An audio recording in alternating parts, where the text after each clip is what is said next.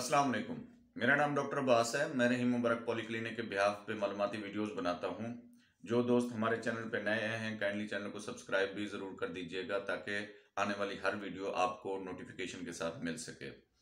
इससे पहले भी मैं बहुत सारी वीडियोस बना चुका हूँ, जैसे क्लिनिक को कैसे एस्टेब्लिश करना है, क्लिनिक की एडवर्टाइजमेंट कैसे करनी है, पेशेंट रिटेन कैसे करने हैं, फ्री कैंप्स कैसे करने हैं। तो अगर आप इन वीडियोस में इंटरेस्टेड हैं तो हमारी प्लेलिस्ट को जाके देख सकते हैं। आज हम डिस्कस करने जा रहे हैं कि आप क्लिनिक पे अगर अल्ट्रासाउंड रख लेते हैं तो आपको कितना फायदा हो सकता है उससे। फर्स्ट ऑफ ऑल तो मैं आपको एडवाइस करूंगा कि अगर आप प्लान कर रहे हैं कि अल्ट्रासाउंड आपने लेना है तो मेरी रिकमेंडेशन में कि ये है कि एक अच्छी सी रिफर्बिश्ड जापानी मशीन लीजिएगा। चाइनीज मशीन न्यू होती हैं, ठीक है, वो निस्बतन सस्ती भी होती है कंपैरेटिवली, लेकिन उनमें जो है ना इश्यूज आते रहते हैं। मैक्सिमम मेरा जो एक्सपीरियंस रहा है, मैंने भी पहले मैं चाइनीज मशीन ली थी तो उसमें यानी कि बिल्कुल ब्रांड नहीं होती, 3 लाख रुपए की ली थी मैंने, लेकिन 1 साल बाद उसके अंदर प्रॉब्लम, सॉफ्टवेयर के प्रॉब्लम्स आना शुरू हो गए थे। तो जो है ना इसलिए लेकिन उसके साथ मैंने एक जापानी मशीन ली तोशिबा की। तो गो के मैंने उसको रखा तो 9 महीने, लेकिन उन 9 महीनों में उसने मुझे कोई प्रॉब्लम नहीं दी, कोई यानी कि उसका कोई प्रॉब्लम नहीं हुआ। गो के वो थोड़ी सी महंगी थी, रिफर्बिश्ड थी, लेकिन बेहतरीन थी, रिजल्ट्स भी उसके बेहतरीन थे। चूंकि जीपी जो होता है वो उतना उसका जो है ना अल्ट्रासाउंड में उतना एक्सपीरियंस तो नहीं होता जितना एक स्पेशलिस्ट का होता है। आप लोगों ने चंद चीजों को अपने जीपी क्लिनिक में पॉइंट आउट करना होता है। जैसे कोई आ जाता है रीनल कोलिक के साथ आ जाता है तो आपने देखना है कि स्टोन्स वगैरह तो नहीं है, यूरिन की ऑब्स्ट्रक्शन तो नहीं है, मसाने वगैरह को देख लिया, प्रोस्टेट को देख लिया। इसी तरह अगर जो है ना पेन जो है ना एपिगैस्ट्रियम में आ जाता है या पेन राइट हाइपोकॉन्ड्रियम में आ जाता है, तो आप लोगों ने यही चीजें देखनी है कि गाल स्टोन्स तो नहीं है या कोई और प्रॉब्लम तो नहीं हो रहा उसको, ठीक है ना। यही चीज अल्ट्रासाउंड में आप लोगों ने देखनी है। तो उसके लिए मैं रिकमेंड यही करूंगा कि जो है ना आप लोग एक जापानी मशीन ले लें। वो आपको बेहतरीन जो है ना, एक तो उसकी रेजोल्यूशन बहुत अच्छी होती है और दूसरा ये है कि आपको वो ज्यादा तंग भी नहीं करती।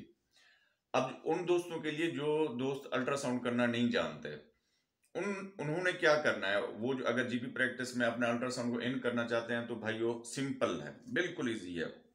हमने करना क्या है, हमारे माइंड में पहले तो कंसेप्ट ये होना चाहिए कि जी मैंने बेसिक जस्ट करने हैं, रीनल स्टोन देखने हैं, गाल ब्लैडर स्टोन देखने हैं, प्रोस्टेट को देखना है और मैंने यूरिनरी ब्लैडर को देखना है, ठीक है। ये चीजें आप लोग सिर्फ अपने माइंड में रख लें, जो है ना ये चीजें आपने देखनी है। बाकी जो वो डायग्नोस्टिक किस्म के होते हैं वो तो फिर स्पेशलिस्ट ही करेगा, आप लोग उसमें पंगा भी मत लीजिएगा, वो स्पेशलिस्ट के ऊपर छोड़ दें, ठीक है। यानी कि जैसे आप यूं समझिए कि जीपी प्रैक्टिस कर रहे हैं, कोई एक प्रॉब्लम आ जाती है, आप उसको पिक कर लेते हैं, अगर वो आप उसको सॉल्व नहीं कर सकते तो आप स्पेशलिस्ट के पास भेज देते हैं, ठीक है ना। इसी तरह अल्ट्रासाउंड में भी इसी तरह ही रखें, इसको बेसिक उसके लिए रखें। यानी कि आप उसको रीनल स्टोन अगर आपने देख लिए हैं तो आपने उसको यूरोलॉजिस्ट के पास भेजना है, या कोलिथियासिस का पेशेंट आपके पास डायग्नोज हो गया तो आपने उसको जनरल सर्जन के पास भेजना है। सेम जो है ना जैसे जीपी प्रैक्टिस आप करते हैं, कोई स्पेशलिटी का केस आ जाए तो स्पेशलिटी की तरफ आप रेफर कर देते हैं। अच्छा, उसके लिए अब आपने करना क्या है, जो लोग नए हैं, कुछ वीडियोस जो है ना उनके लिंक मैं शेयर कर दूंगा इसकी डिस्क्रिप्शन में। तो वो यानी कि 8-10 वीडियोस आप अगर देख लेते हैं, उन्हीं के ऊपर कमांड कर लेते हैं, तो अल्ट्रासाउंड आपको आ गया, ठीक है। जितना आपको रिक्वायर्ड है उतना अल्ट्रासाउंड आप इजीली सीख लेंगे।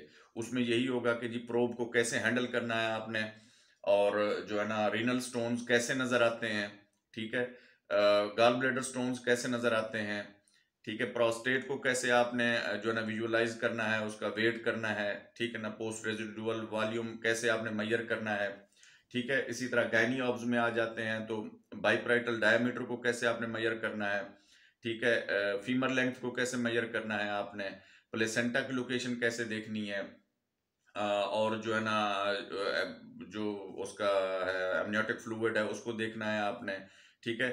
जो अनोमली का केस होगा वो आपने 6 मंथ के टाइम पे रेफर करना है स्पेशलिस्ट की तरफ कि जी अनोमली स्कैन ये कराएं, ठीक है।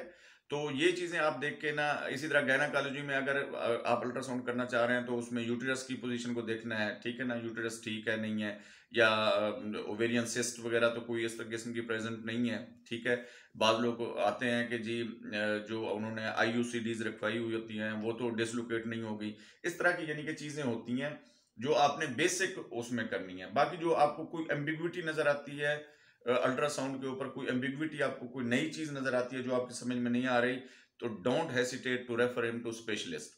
ठीक है, उस पेशेंट को आपने स्पेशलिस्ट की तरफ रेफर करना है और उससे गुजारिश यही करनी है कि मैंने अल्ट्रासाउंड कर दिया, मुझे प्रॉब्लम नजर आ रही है, लेकिन ये एक स्पेशलिस्ट है, उनसे आप ओपिनियन ले लें और उसकी रिपोर्ट मेरे से आगे डिस्कस करें। उसका ये बेनिफिट होगा कि जो चीज आपको नजर आ रही थी वो क्या थी, जब वो वहां से रिपोर्ट लेके आएगा कि आपने जो है ना वो आपके नॉलेज में इजाफा करता जाएगा, यानी प्रैक्टिस में इजाफा करता जाएगा अल्ट्रासाउंड की आपकी।